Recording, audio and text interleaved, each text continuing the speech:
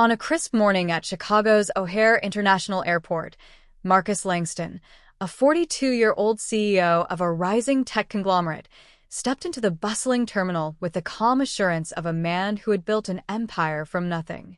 His tailored navy suit, crisp white shirt, and polished leather shoes spoke of success, but it was his presence, steady, commanding, yet unassuming, that turned heads. Marcus was no stranger to navigating high-stakes environments, having led his company, Apex Innovations, to a $2 billion valuation in just under a decade. Today, he was headed to New York for a critical meeting with investors, a trip that could secure the next phase of his company's global expansion. He clutched his boarding pass for Flight 827, a first-class ticket on Horizon Airways, a major carrier known for its premium service. But within minutes, Marcus would find himself at the center of an incident that would unravel the airline's operations in a matter of seconds. Marcus approached the first-class check-in counter, his carry-on rolling smoothly behind him. The line was short, and he handed his boarding pass and ID to the agent, a young woman with a practiced smile. She scanned his documents, her eyes flickering between the screen and Marcus. Her smile faltered. "Sir, there seems to be an issue with your ticket," she said, her voice clipped.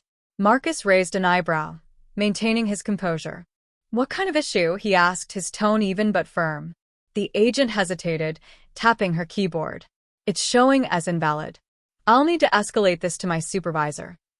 Marcus nodded, accustomed to occasional hiccups in travel. He stepped aside, checking his watch. The flight was boarding in 20 minutes. The supervisor, a middle-aged man with a badge identifying him as Richard, approached with a curt nod.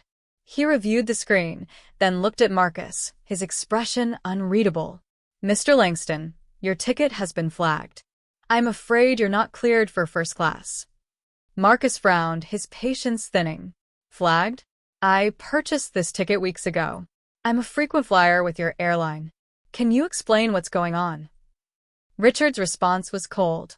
"It's a system error, likely. But we can't allow you to board in first class. You'll need to move to economy or resolve this at the ticket counter." Marcus's jaw tightened. He'd flown first class with Horizon dozens of times, and this was the first time he'd encountered such an issue.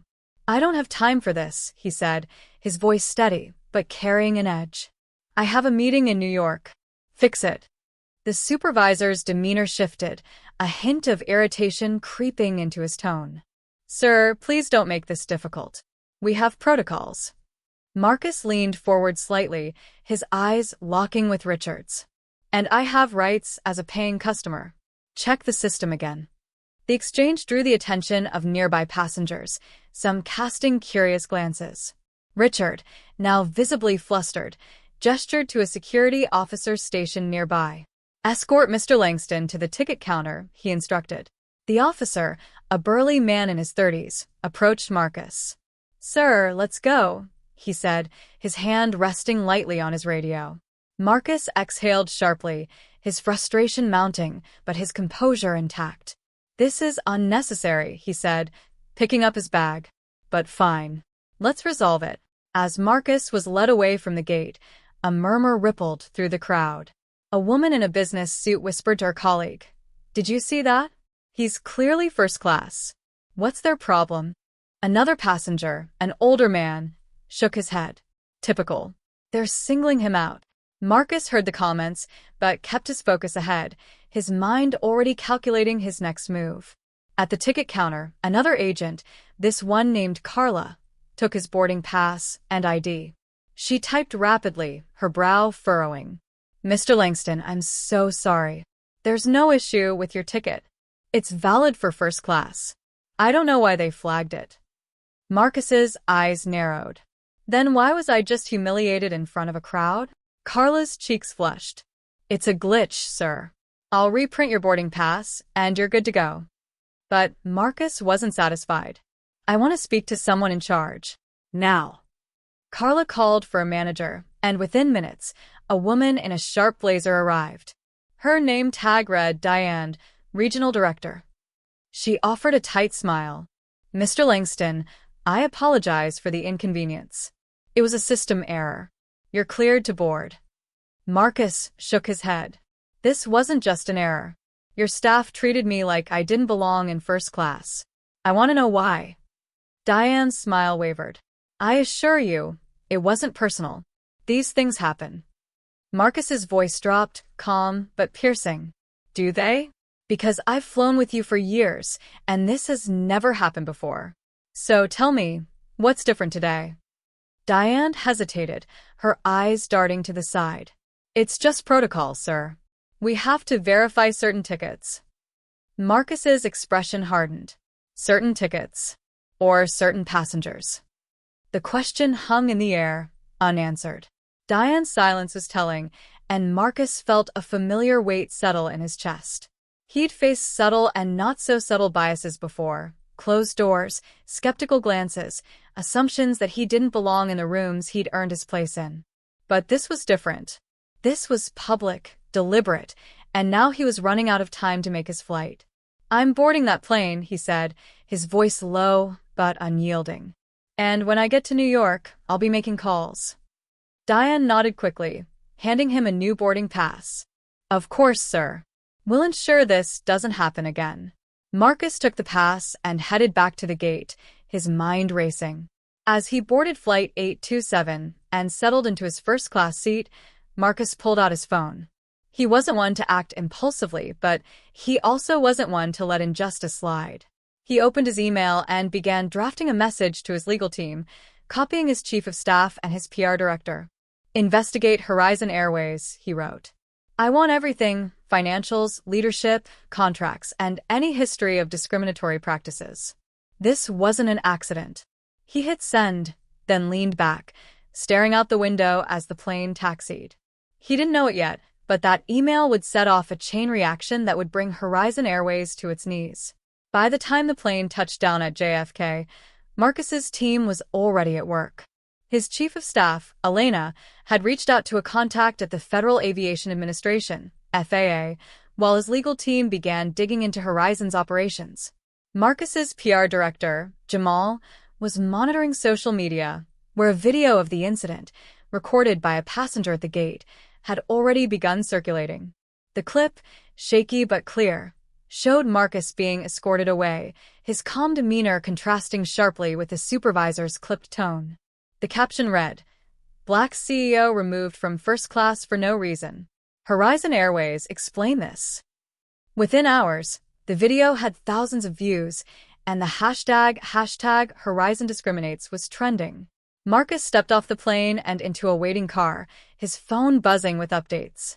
Elena's text was the first he read. FAA contact says Horizon's been under scrutiny for months. Financial irregularities and safety violations. Your incident might be the spark.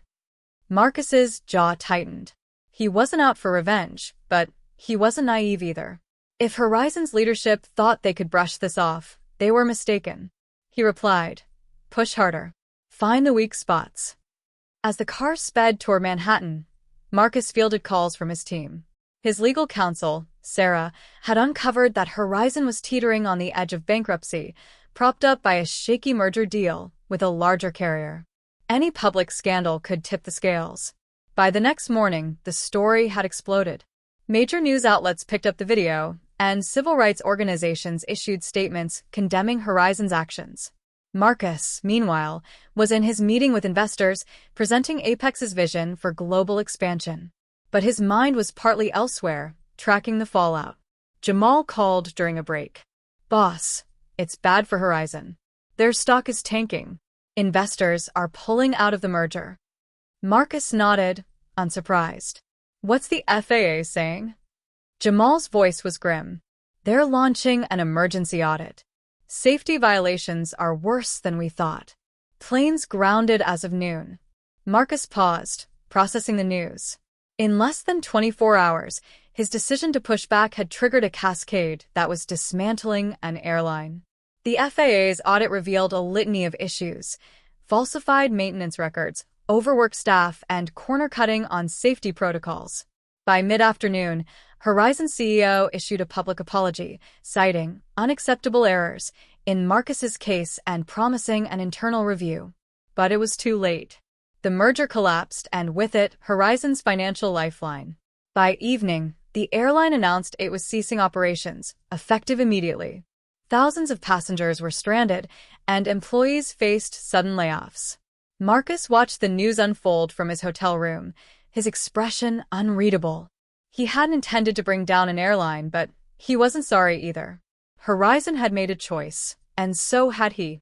In the days that followed, Marcus became a reluctant symbol of accountability. He gave a single interview, emphasizing that his fight wasn't just about him, but about a system that too often judged people by appearance rather than merit. "I didn't ask for this," he said, "but I won't stay silent when it happens." His company pledged support for affected Horizon employees, offering job fairs and retraining programs. Meanwhile, the FAA's findings led to broader reforms in the airline industry, with stricter oversight and mandatory bias training for staff. Marcus returned to Chicago, his focus back on Apex's future. But the memory of that morning at O'Hare lingered, a reminder that even at the top, the fight for fairness was never over.